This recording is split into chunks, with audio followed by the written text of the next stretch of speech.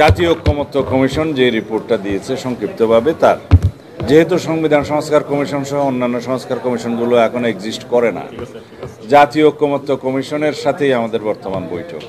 এই ৭০ অনুচ্ছেদে ওনারা যে কাগজটা দিয়েছিলেন তাতে তাদের বক্তব্য ছিল যে আস্থা ভোট, অর্থ বিল এবং সংবিধান সংশোধন সংক্রান্ত বিল, এই তিনটা বাদে বাকি সমস্ত বিষয়ে জাতীয় সংসদে সংসদ সদস্যরা স্বাধীন থাকবেন মতামত ব্যক্ত করার ক্ষেত্রে, ভোট দেওয়ার ক্ষেত্রে।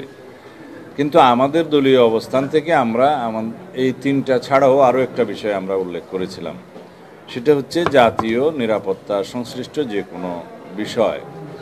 কারণ রাষ্ট্রে যদি কোনো কারণে দুর্ভাগ্যক্রমে যুদ্ধ অবস্থা থাকে, অন্য রাষ্ট্রের সাথে যুদ্ধ হয়, তখন জাতীয় সংসদে অবশ্যই সেই বিষয়টি ঐক্যমত্যের ভিত্তিতে কোনো সিদ্ধান্ত নিতে হয়।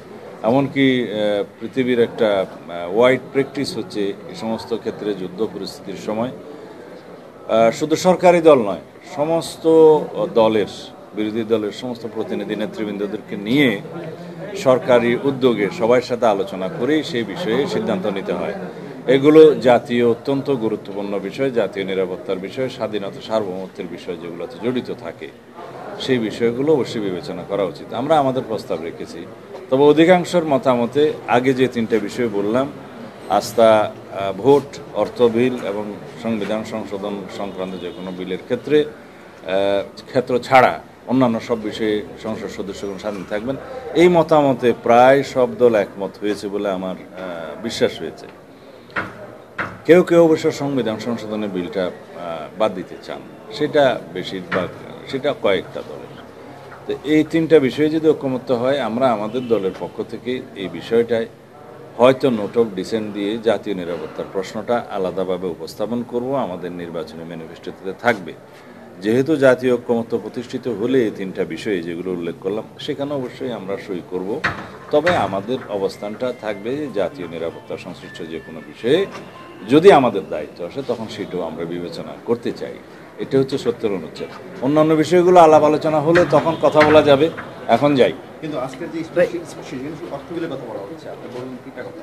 আজকে ওনারা যে কাগজ দিয়েছে, অর্থ বিল, আস্থা ভোট এবং সংবিধান সংশোধন সংক্রান্ত এই তিনটা বিষয় উল্লেখ করা আছে। এখানে এজেন্ডা আরেকটা বিষয় দেখলাম যে তত্ত্বাবধায়ক সরকারের অধীনে যে স্থায়ী কোনো আলোচনায় আসেনি। যদি আপনারা জিজ্ঞেস করেন তাহলে আমি যদি ইন অ্যাডভান্স বলি, আমাদের দলের পক্ষ থেকে আমরা যেটা বলেছি যে আমরা স্থানীয় সরকার নির্বাচনটা কোনোভাবেই অন্তর্বর্তীকালীন সরকারের অধীনে হোক সেটা আমরা চাই না, এবং সেটাতে জাতীয় ঐক্যমত্য হয়নি কখনো।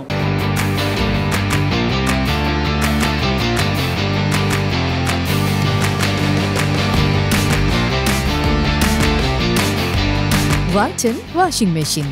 Simplifying life with hassle-free washing. তত্ত্বাবধায়ক সরকারের মেয়াদ সংক্রান্ত এখানে একটা প্রস্তাব দেখেছি যেটা 4 মাস। এখানে আমাদের দলীয় অবস্থান হচ্ছে যেটা 3 মাস হওয়া উচিত, এবং অবশ্যই 4 মাস মেয়াদের মধ্যে কি জাতীয় সংসদ নির্বাচন ছাড়া স্থানীয় সরকার নির্বাচন করা সম্ভব? এটা কি বাস্তবতা? বাস্তবতা নয়।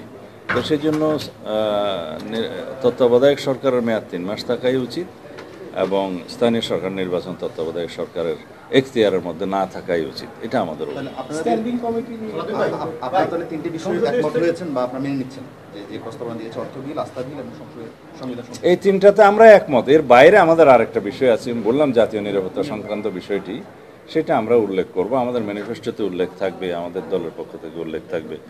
যদি ভাই আপনি এখানে বলছেন একটা ব্রড ইস্যু আর কি, যেহেতু জাতীয় নিরাপত্তা, সেখানে একটু সামারি করে একটু বলা যায় আমার একটু, মানে আপনারা আসলে আমি ওখানে বলেছি যে জাতীয় নিরাপত্তা সংশ্লিষ্ট যে কোনো বিল যদি রাষ্ট্রে কোনো সময় যুদ্ধাবস্থা হয়, অন্য কোনো রাষ্ট্রের সাথে যুদ্ধ পরিস্থিতি সৃষ্টি হয়, তখন অবশ্যই শুধু সরকারি দল নয়, বিরোধী দল সহ এবং যারা সংসদের বাইরে থাকে সেই সমস্ত দলের প্রধানদেরকেও ডেকে একটা ঐক্যমত্যের ভিত্তিতে জাতি সেই সমস্ত পরিস্থিতি মোকাবিলা করে।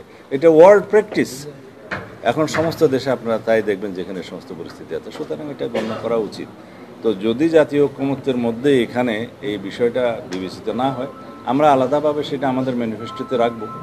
সেটা যদি আমাদেরকে জনগণ ম্যান্ডেট দেয় সেই ম্যানিফেস্টোর ভিত্তিতে, তখন আমরা সেটা দেখব। ধন্যবাদ। সংসদীয় স্থায়ী কমিটির ক্ষেত্রে অনেকের প্রস্তাব এবং জাতীয় ঐক্যমত্য কমিশনের প্রস্তাব যেটা দেখলাম যে সব স্থায়ী কমিটির চেয়ারম্যান বিরোধী দলের সদস্যদের মধ্যে থেকে হইতে হবে, সেরকম একটা প্রস্তাব আছে, যেটা বাস্তবতা বিবর্জিত। আমরা বলেছি অবশ্যই কিছু কিছু কমিটি আছে, স্থায়ী কমিটি, পাবলিক অ্যাকাউন্টস কমিটি, সরকারি হিসাব সংক্রান্ত, তারপরে আন্ডারটেকিং কমিটি আছে, আরও কিছু কিছু কমিটি আছে সংসদীয়, এবং কয়েকটি মিনিস্ট্রি কমিটি আছে যেগুলো গুরুত্বপূর্ণ। এগুলো এখনও প্রথাগতভাবে কিছু কিছু স্থায়ী কমিটির চেয়ারম্যান বিরোধী দলের পক্ষ থেকে হয়, কিন্তু সকল কমিটির প্রধান যদি বিরোধী দলের পক্ষ থেকে হয় চেয়ারম্যান, তাহলে সরকার তার কার্য পরিচালনায় সবসময় বাধাগ্রস্ত হবে, এটা কার্যকর সরকার থাকবে না। সেটা আমরা বলবো আমাদের প্রস্তাবে আছে। তবে অবশ্যই কিছু কিছু স্থায়ী কমিটির সভাপতি বিরোধী দলীয় সদস্যদের মধ্য থেকে হবে, সেই প্রস্তাব আমাদেরও আছে। কোন কোনটা হবে সেটা পরে আইডিয়া, সেটা দীর্ঘ বেলা হবে আলোচনার পরে, সেটা দীর্ঘ আলোচনা আছে। হ্যাঁ, কিছু তত্ত্বাবধায়ক সরকারের মেয়াদ 3 মাসের মধ্যে আছি আমরা। এটা বিকেলের মধ্যে আলোচনা হোক, তারপরে। ধন্যবাদ।